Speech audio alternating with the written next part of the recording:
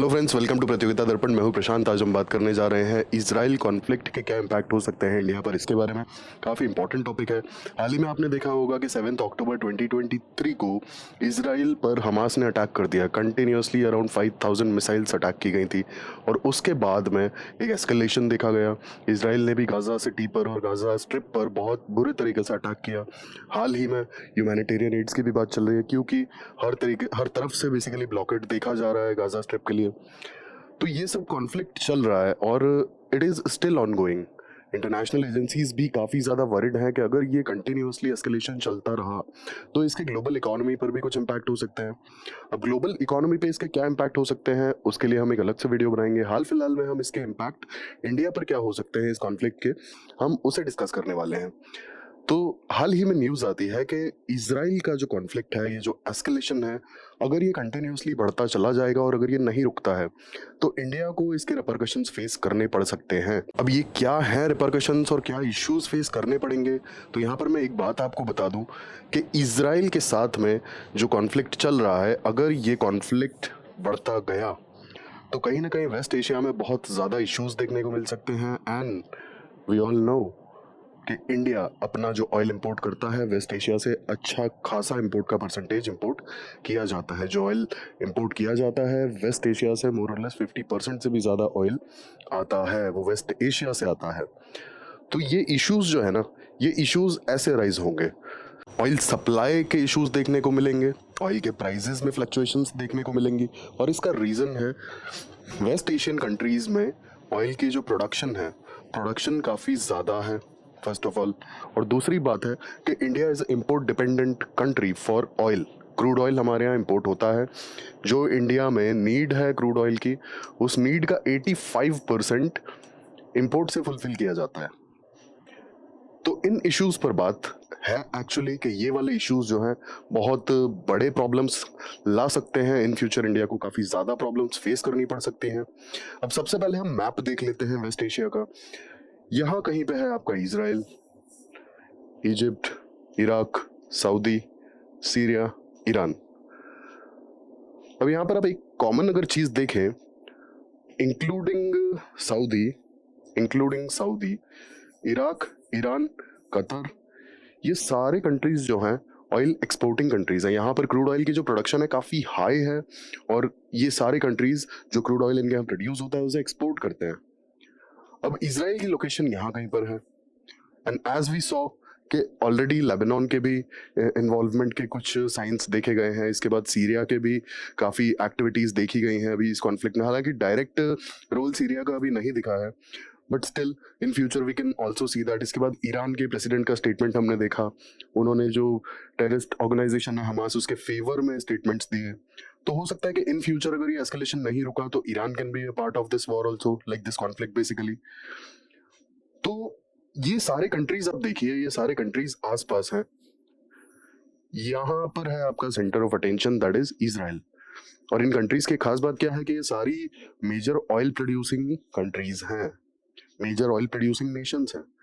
और already Iran जो है यूएस से सैंक्शंस फेस कर रहा है अपनी न्यूक्लियर डील को कैंसिल करने की वजह से। जो न्यूक्लियर डील कैंसिल कर दी गई थी उसके बाद से ईरान पर काफ़ी ज़्यादा सैंक्शंस लगा दिए गए थे। तो ईरान पर ऑलरेडी बहुत सारे सैंक्शंस हैं, और अगर ईरान इस कॉन्फ्लिक्ट में पार्टिसिपेट करता है तो और भी ज़्यादा सीरियस सैंक्शंस लगाए जा सकते हैं यूनाइटेड स्टेट्स की तरफ से। तो ऐसे में ईरान को अगर हम देखें तो काफ़ी ज़्यादा ऑयल प्रोडक्शन होता है यहाँ पर, काफ़ी ज़्यादा ऑयल प्रोडक्शन है बेसिकली ईरान का, और ये जो ऑयल है ये एक्सपोर्ट किया जाता है। तो ये हमने मैप पर लोकेशंस देखी है, किस तरीके से आप नज़दीकियाँ देखी है। आप सऊदी, इराक, ईरान, सीरिया, सब नेबरिंग कंट्रीज हैं। और यहाँ पर अगर किसी तरह का एस्केलेशन होगा, किसी तरह का डिस्टर्बेंस होगा, तो ऑब्वियस सी बात है कि इन कंट्रीज में भी रिपरकशंस देखने को मिल सकते हैं। और जबकि ईरानियन प्रेसिडेंट ने तो डायरेक्टली इसमें इन्वॉल्वमेंट दिखा दिया, वो हमास टेररिस्ट ऑर्गेनाइजेशन के सपोर्ट में स्टेटमेंट्स दे रहे हैं। और ऐसी कुछ न्यूज़ में भी चीज़ें आई हैं कि जिस टेररिस्ट ऑर्गेनाइजेशन ने basically Hezbollah is a terrorist organization as well as political party which is based in Lebanon. अब यहाँ पर ईरान का रोल क्या है? Hezbollah is basically a Shia terrorist organization as well as Shia political party. And as we know Iran is a Shia majority nation. Iran directly support करता है Hezbollah को, और हाल ही में इसराइल की तरफ से कुछ सीरियस एलिगेशंस भी आए थे कि कुछ सर्टेन जगह पर मिसाइल अटैक जो है वो हिजबुल्लाह ने किए हैं, which is based in Lebanon.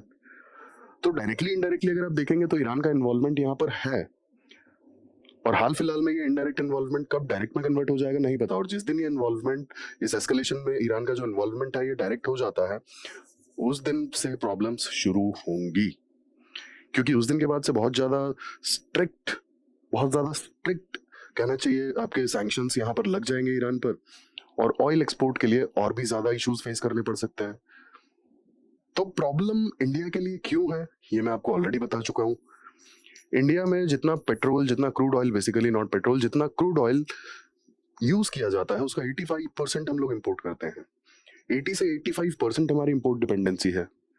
तो क्रूड ऑयल के प्राइसेस में किसी भी तरह का चेंज हमारे लिए बहुत बड़े बवाल खड़े कर सकता है। अब हमने मैप पे लोकेशन तो देख ली, साथ के साथ हम कंट्री वाइज डिपेंडेंसी भी देख लेते हैं। Iraq majority supplier, Saudi majority supplier, UAE majority supplier. आप वेस्ट एशियन नेशंस की अगर कंसर्न देखें तो वेस्ट एशियन नेशंस जो इंडिया में क्रूड ऑयल सप्लाई होता है, ये 3 नेशंस मिलके ही 50% के लगभग आपका जो क्रूड ऑयल है इंडिया में सप्लाई कर देते हैं।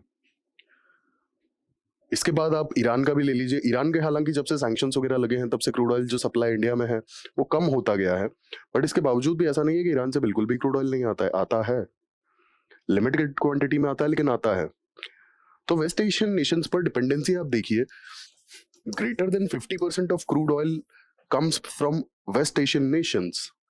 इंडिया में जो क्रूड ऑयल इंपोर्ट होता है उसका 50% से भी ज्यादा क्रूड ऑयल सिर्फ और सिर्फ वेस्ट एशियन नेशन से आता है। और इस तरीके का अगर कोई डिस्टर्बेंस देखने को मिलेगा तो बहुत ज्यादा इकोनॉमिक प्रॉब्लम्स फेस करनी पड़ सकती हैं। अब क्रूड ऑयल की fluctuations, basically price fluctuations, supply uncertainties, ये सारे इश्यूज के साथ साथ क्रूड ऑयल की सप्लाई से 2 चीजें और भी जुड़ी हुई हैं।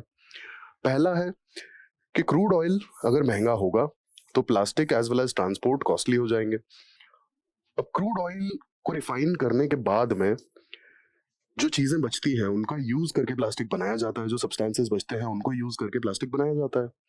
इसके अलावा क्रूड ऑयल का सप्लाई अगर फ्लक्चुएट करता है, और अगर क्रूड ऑयल का सप्लाई कम हो जाता है और प्राइसेस बढ़ जाती है, जैसा कि हमने देखा कि एस्केलेशन के बाद में क्रूड ऑयल की प्राइसेस एकदम से राइज की थी, और प्राइसेस राइज होती हैं तो ऑब्वियस सी बात है कि हमारे लिए इशू हो जाता है, क्योंकि हमारा जो पेमेंट है वो तो फॉरेन एक्सचेंज के थ्रू ही जाता है ना।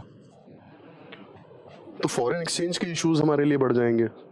सप्लाई ऑब्वियस सी बात है कि फ्लक्चुएट कर सकता है ऐसे डिस्टर्बेंसेस के केस में। सप्लाई फ्लक्चुएट करने के साथ साथ प्राइसेस पे भी असर देखने को मिलता है। सप्लाई कम होगा तो प्राइस बढ़ेगा ही, प्राइस बढ़ेगा तो हमारे लिए प्रॉब्लम क्या हो जाएगी, फॉरेक्स की भी हो जाएगी। इसके बाद ट्रांसपोर्ट कॉस्ट बढ़ जाएगी, ट्रांसपोर्ट कॉस्ट बढ़ेगी, साथ के साथ प्लास्टिक की भी कॉस्ट बढ़ जाएगी। और प्लास्टिक की कॉस्ट अगर बढ़ जाती है और ट्रांसपोर्ट कॉस्ट बढ़ जाती है तो इसका इफेक्ट हमें देखने को मिलेगा हाउस होल्ड गुड्स पे। जिन भी हाउस होल्ड गुड्स में प्लास्टिक यूज होता है वहां पर भी प्राइस फ्लक्चुएशंस देखने को मिलेंगे और प्राइस उनका बढ़ेगा। साथ ही साथ क्योंकि ट्रांसपोर्ट महंगा हो रहा है तो डेली बेसिस की जो चीजें जरूरी हैं वो भी तो महंगी हो जाएंगी, क्योंकि ट्रांसपोर्ट महंगा हो जाएगा।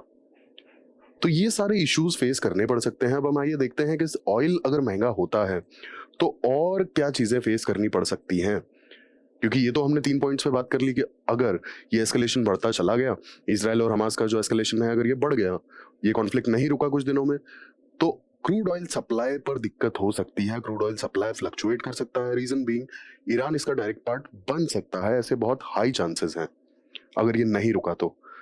और ईरान अगर इस कॉन्फ्लिक्ट का पार्ट बना तो ऑब्वियस सी बात है कि क्रूड ऑयल सप्लाई में फ्लक्चुएशंस देखने को फॉर श्योर मिलेंगी, क्योंकि ईरान से अच्छा खासा क्रूड ऑयल प्रोडक्शन देखा जाता है।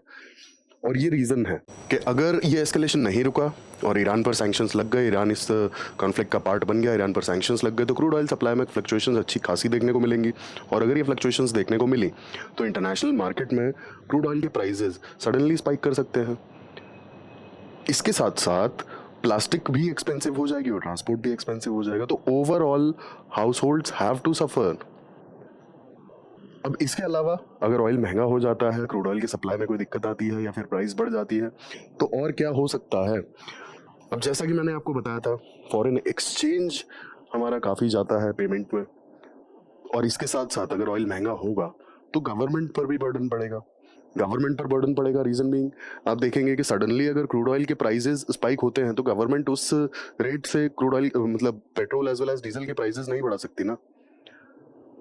तो कहीं ना कहीं गवर्नमेंट को थोड़ी सी सब्सिडीज या फिर टैक्स रिलैक्सेशंस प्रोवाइड करने पड़ेंगे, तो फिस्कल बर्डन बढ़ जाएगा। साथ के साथ गवर्नमेंट पर अगर फिस्कल बर्डन बढ़ता है, गवर्नमेंट के एक्सपेंसेस बढ़ते हैं, तो ये गवर्नमेंट जो अदर स्पेंडिंग है ना, जैसे सब्सिडीज है और जो अदर स्पेंडिंग है, जो इंफ्रास्ट्रक्चर के लिए फंडिंग जाती है और जो बाकी सारी चीज़ें हैं, वहाँ पर हमें इसका असर दिखाई देगा। इसके अलावा रुपये की वैल्यू पर भी फर्क पड़ेगा, क्योंकि हम सारी पेमेंट तो फॉरेन एक्सचेंज में करते हैं। देन जीडीपी ग्रोथ पर भी असर देखने को मिल सकता है हमें, अगर ऑयल प्राइसेस कंटिन्यू करती हैं, कंटिन्यूसली अगर राइज करती हैं तो। इसके अलावा मिडिल ईस्ट में टेंशन्स अगर और बढ़ेंगी तो ईरानियन ऑयल सप्लाई पर फर्क पड़ेगा और बाकी कंट्रीज का ऑयल सप्लाई पर भी फर्क पड़ सकता है, जो भी इस एस्केलेशन का कॉन्फ्लिक्ट का पार्ट है। देन नेक्स्ट इज कि जो हमारी डोमेस्टिक कंपनीज हैं जो कि फ्यूल में या फिर क्रूड ऑयल में डील करती हैं, उन्हें लॉसेस फेस करने पड़ सकते हैं, क्योंकि मेजॉरिटी तो पब्लिक सेक्टर अंडरटेकिंग्स हैं, पीएसयू हैं, आईओसीएल और ये सारी जो कंपनीज हैं। इसके अलावा हाल ही में आपने देखा होगा कि आरबीआई की जो एमपीसी है, यानी कि मॉनेटरी पॉलिसी कमेटी है, उन्होंने मीटिंग ली थी और रेपो रेट अभी भी सेम ही है, दैट इज 6.5%। मतलब रेपो रेट में कोई चेंज नहीं किया गया। अब अगर ऑयल के प्राइसेस बढ़ेंगे तो ऑब्वियस सी बात है कि सारी चीजों के प्राइसेस बढ़ेंगे। प्राइसेस बढ़ेंगे दैट मींस इन्फ्लेशन, और अगर इन्फ्लेशन जैसे चांसेस लगेंगे तो आरबीआई रेपो रेट को कम नहीं करेगा, एमपीसी रेपो रेट को कम नहीं करेगा। एमपीसी इज बेसिकली एक स्टैट्यूटरी बॉडी है, आरबीआई एक्ट के अंडर में बनाया गया है and it is led by governor of RBI. तो एमपीसी रेट कट के, रेपो रेट कट के कोई भी सजेशंस नहीं देगा अगर इन्फ्लेशन दिखता है तो। Reason being higher repo rate जरूरी होता है इन्फ्लेशन के केस में, और अगर रेट कट नहीं होगा तो लोन्स वगैरह सस्ते नहीं होंगे, ये भी एक इशू है। तो ये हमने सारे इश्यूज देखे कि इजराइल और हमास का जो कॉन्फ्लिक्ट है, अगर ये कुछ और दिनों तक चलता रहा और कुछ मेन जो कुछ कंट्रीज हैं अगर इसमें पार्टिसिपेट कर जाती हैं डायरेक्टली, तो बहुत सारे इश्यूज देखने को मिल सकते हैं। और इंडिया क्या क्या चीजें फेस कर सकता है वो हमने डिस्कस की, जैसे पेट्रोल के दाम बढ़ेंगे, डीजल के दाम बढ़ेंगे क्योंकि क्रूड ऑयल महंगा हो जाएगा, सप्लाई फ्लक्चुएशंस देखने को मिल सकती है। और क्रूड ऑयल की सप्लाई और प्राइस पर अगर कोई असर देखने को मिला तो उससे जो भी जुड़े हुए प्रोडक्ट्स हैं, जैसे प्लास्टिक है, वो महंगा हो जाएगा। इसके अलावा ट्रांसपोर्ट महंगा हो जाएगा, और प्लास्टिक और ट्रांसपोर्ट अगर महंगा होता है तो सर्टेनली हाउस होल्ड की चीज़ें महंगी होंगी, हाउस होल्ड गुड्स महंगे होंगे। इसके अलावा जो डेली बेसिस की जो नीड्स की चीज़ें हैं वो भी महंगी हो जाएंगी, क्योंकि ट्रांसपोर्ट महंगा हो रहा है। और सारी चीज़ें अगर महंगी होती हैं तो इन्फ्लेशन का प्रेशर अगर दिखा तो आरबीआई स्टेटस को मेंटेन करेगा। हो सकता है रेपो रेट उल्टा कम ना करने के बजाय बढ़ा दिया जाए। Well in that case loans वगैरह और सारी चीज़ें और ज़्यादा महंगी हो जाएंगी। तो ये थी हमारी आज की पूरी डिस्कशन। कमेंट करके प्लीज़ बताएं आप आपको कैसी लगी वीडियो। ऐसे इन्फॉर्मेटिव वीडियोस के लिए प्लीज़ सब्सक्राइब करें, लाइक करें, शेयर करें। Thank you, thanks for watching.